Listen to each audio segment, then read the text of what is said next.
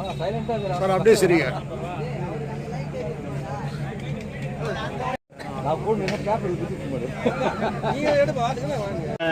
உங்க மேல வச்சிருக்க அன்பு, நீங்க என்கிட்ட வந்தது என் மேல இருக்க அன்பு, அதுக்காக தான் நம்ம இந்த சங்கமம். இது வந்து நம்ம ஒன்னா சேர்றதுக்கான ஒரு சங்கமம். இதனால நான் உங்களை பார்க்கலான்னு ரொம்ப நாள் ஆசை. ஒரு வீட்டுக்கு தனித்தனியா போயிருக்கலாம், ஒரு பங்கன் பார்த்திருக்கலாம், இப்படிதான் பார்த்திருப்பீங்க. நான் வந்து ஒரு மாற்றத்தை கொண்டு வரணும்னு நினைக்கிறது தான் இந்த ஒரு மீட்டிங்கை அரேஞ்ச் பண்ணிருக்கோம். பிறந்த நாள் கொண்டாடுறது வந்து எனக்கு ஒரு பழக்கம் கிடையாது. உங்களை பார்க்கணுன்றதுக்காக தான் நான் அந்த பிறந்த நாளுக்கு ஃபங்க்ஷனே ஏற்பாடு பண்ணேன்.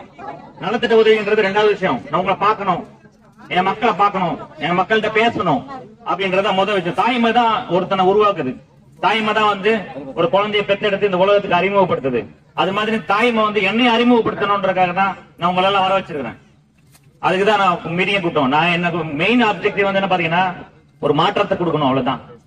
நிறைய விஷயங்கள் நடக்குது உலகத்துல. நிறைய கலாச்சாரம், மது, கஞ்சா, போதை, வெட்டு, குத்து எல்லாம் நடந்துகிட்டு தான் இருக்குது. அதுக்கான ஒரு மாற்றம் வேணும்னா தாய்மார்கள்ட்ட இருந்து வரணும்ன்றதான் என்னுடைய ஆசை. எம்ஜிஆர் அப்படிதான் தாய் குலம்னு தான் சொல்லுவாரு. அந்த வழியில வந்தவங்களும் நாங்களும் தாய் குலத்தை மதிக்கிறாளுங்க. அவங்க எனக்கு ஆதரவு கொடுத்தீங்கன்னா நான் இதுக்கு ஒரு மாற்றத்தை என்னால் கொடுக்க முடியும். அதுக்காக தான் நான் உங்களை வர வச்சிருக்கேன். உங்களை பார்க்கணும்ன்றதான். எனக்கு இப்ப டைம் பத்தல.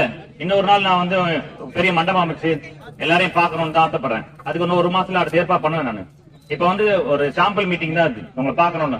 இப்ப வந்து பாத்தீங்கன்னா நான் இந்த தாய் குலத்துக்கு அறிமுகப்படுத்தப்படுறேன்னா, நான் வந்து ஒரு குழு அமைக்கலான் இருக்கோம். மகளிர் குழு ஆரம்பிச்சு அவங்களுக்கு நலத்திட்ட உதவிகளை பண்ணலான் இருக்கும். இப்ப நீங்க போய் வெளியில ஒரு கஷ்டப்பட்டு வேலை செஞ்சு வட்டிக்கு வாங்குறீங்க, ஒரு 5 ரூபா வட்டிக்கு, 10 ரூபாய் வட்டிக்கு வெளியில வாங்குறீங்க. ஆனா உங்களுக்குள்ளே ஒரு மகளிர் குழு அமைச்சு குறைந்த வட்டியோ இல்ல வட்டியோ இல்லாத கடனை கொடுத்தா நீங்க அவங்களோட ஈஸியா அவங்களால பயன்படுத்த முடியும். அதுக்காக தான் மெயின் அப்ஜெக்டிவ் தான் பண்ணிருக்கிறோம். நீங்க எல்லாரும் வந்து புடவை வாங்கிட்டு பிரியாணி வாங்கிட்டு சாப்பிட்டு போகணும், அதுதான் என்னுடைய ஆசை. இப்ப எங்க வீட்டுக்கு வந்தா எல்லாருக்கிட்டையும் ஒரே வார்த்தை தான் கேட்பேன், சாப்பிட்டீங்களா அப்படிதான் கேட்பேன். நீங்க சாப்பிட்டு இருக்க மாட்டீங்கன்னு நினைக்கிறேன். நீங்க சாப்பிடாம போக கூடாது. அடுத்த ஒரு மீட்டிங்ல நான் உங்களை சந்திக்கிறேன். எனக்கு டைம் இல்ல, நீங்க அடுத்த வேலைக்கு போகணும், அவசரமா இருக்குது. அடுத்த மீட்டிங்ல உங்களை எல்லாரையும் சந்திக்கிறேன். முடிஞ்சா உங்களுக்கு ஏதாவது உதவி வேணும்னா என்ன வந்து எப்பனாலும் கான்டாக்ட் பண்ணலாம். நான் இங்கதான் இருக்கிறேன், இதான் என் இடம், என் வீடு இங்கதான் இருக்குது, என் ஊர் இதான். நீங்க எப்பனாலும் எனக்கு ஏதாவது உதவி வேணும், ஒரு குழந்தைக்கு பள்ளிக்கூடம் சேர்க்கணும், வேற ஏதாவது உதவி வேணும்னாலும் என்ன வந்து அணுகலாம். என்னால முடிஞ்சது என்னவோ நான் பண்ணி கொடுத்துறேன். அடுத்த மீட்டிங் வந்து பாத்தீங்கன்னா உங்க ஏரியால நான் ஒருத்தரையும் வந்து பாக்குறேன். பார்க்கும்போதுதான் நமக்குள்ள என்ன ஷேர் பண்ணிக்க முடியும். உங்களுக்கு என்ன கஷ்டம் இருக்குது, இல்ல ஏரியால என்ன பிரச்சனை இருக்குது, தண்ணி வராம இருக்கலாம், மெயின் பிரச்சனை தண்ணி வராம இருக்கலாம், தண்ணி கொடுக்காம இருக்கலாம், அந்த மாதிரி பிரச்சனைகள் இருக்கும். கழிவுநீர் வெளியே போகாம இருக்கலாம், குப்பையை கொட்டி வச்சிருக்கலாம். இந்த மாதிரி நிறைய பிரச்சனைகள், பொது பிரச்சனை. இதெல்லாம் இதை தவிர்த்து இண்டிவிஜுவலா ஒரு குழந்தைங்க படிக்க வைக்கணும்னா நான் முயற்சி பண்ணி என்னால ஒரு படிக்க வைக்கிறேன்.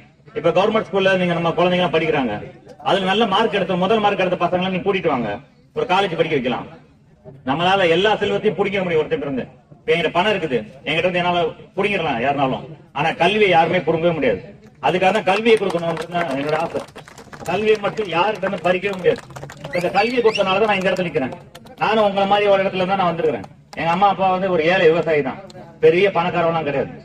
அந்த இடத்துல தான் இங்க வந்திருக்கிறேன். அதனால கல்வி எனக்கு எங்க அப்பா கொடுத்தாரு. அந்த கல்வி வச்சுதான் நான் உழைச்சேன், வாழ்க்கையில முன்னேறணும். நீங்க அதே கல்வியை இன்னொருத்தர் கொடுக்கணும்னு நினைக்கிறேன்.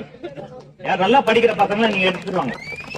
நீங்க எக்காரணத்தை கொண்டு பசங்களை படிக்க விடாம மட்டும் நிறுத்திடாதீங்க. அது ஆம்பளை பிள்ளைய பொம்பளை பிள்ளைய சரி, கல்வியை கொடுத்து பாருங்க, அவங்களோட வாழ்க்கையை மாறிடும். அதுதான் காமராஜர் சொன்னாரு, எம்ஜிஆர் அதான் சொன்னாரு, இன்னும் அம்மா கூட அதான் சொல்றாங்க, நாமளும் அதான் சொல்றோம். கல்வியை மட்டும் விட்டே கொடுக்காதீங்க. அதே மாதிரி பொம்பளை குழந்தைங்கள சின்ன வயசுல கல்யாணம் பண்ணி கொடுக்காதீங்க. எவ்வளவு கஷ்டப்பட்டா படிக்கிறீங்க, நான் உதவி பண்றேன். சின்ன வயசுல கல்யாணம் பண்ணி கொடுத்து அவங்க வாழ்க்கையை வீணாக்காதீங்க. அவங்க ஏதாவது காதல் கத்திரிக்காத அவங்களை அட்வைஸ் பண்ணி திருத்துங்க. நம்ம நிறைய விஷயம் நான் பாக்குறேன், பார்க்கும்போது சமுதாயத்தில் நடக்குது. அவங்களுக்கு ஏதாவது கல்வி உதவி வேணும்னு நான் கண்டிப்பா நான் செஞ்சு தரேன். என்னோட வீட்டுக்காக நீங்க எப்ப தட்டலாம். மத்தவங்க மாதிரி நான் இங்க ஒளிஞ்சுக்கிட்டு நான் மீட்டிங்ல இருக்கேன், நான் அங்க இருக்கேன்னு சொல்லுங்க, அப்படிலாம் நம்மகிட்ட வராது. நீங்க எப்ப வேணா என் வீட்டுக்காக தட்டலாம். அவங்களுக்கு உதவி செய்ய நான் ரெடியா இருப்பேன். ஆனா என்னால வாய் வார்த்தையா சொல்றேன் நன்றி, உள் வார்த்தையா சொல்றேன் நன்றியா சொல்றேன். நீங்க வந்து ரொம்ப நன்றி. மகளிர் தின நல்வாழ்த்துக்கள் எல்லா மகளிருக்கும், எல்லா தாய்மார்களுக்கும், எல்லா இளைஞர் பொண்ணுங்களுக்கும் என் சார்பாக மகளிர் தின நல்வாழ்த்துக்கள்.